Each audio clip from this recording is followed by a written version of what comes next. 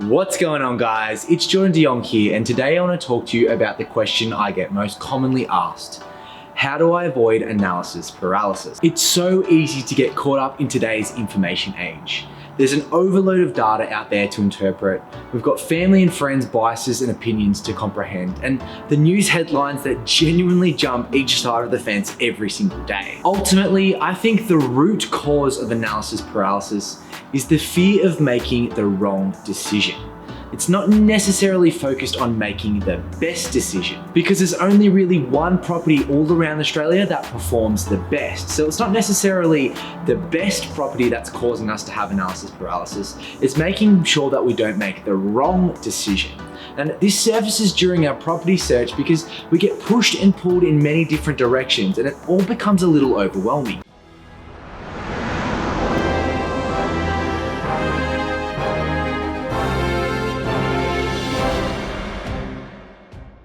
Firstly, we get told that land is king, which it is, but that doesn't necessarily mean that we should be buying a 2,000 meter square block in the middle of nowhere.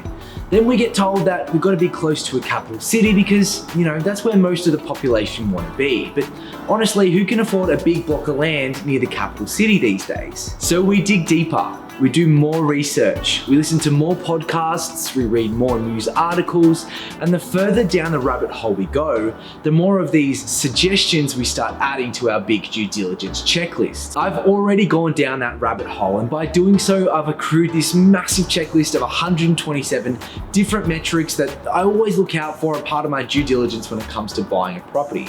But let me tell you, there is not one property out there in a reasonable price bracket that meets all of these 127 metric criteria. The key to avoiding analysis paralysis is really sticking to the base fundamentals. For me, this has been whittled down to three main focus points: scarcity, land value, and proven historical performance. Scarcity means that there will always be more demand than supply for that particular dwelling. Land value means that the building itself can deteriorate over time, while the land content of the asset will continue to increase. And proven historical growth gives us the confidence that the asset has performed well over a long period of time. If we purely focus on these three fundamentals, then we can have the confidence that although there may be an opportunity cost for not getting into the best property of this year, organically, the asset that we are investing in does have these fundamentals that have been proven to perform over the long term. For me, property investment is a long-term game, the 30-year projection minimum.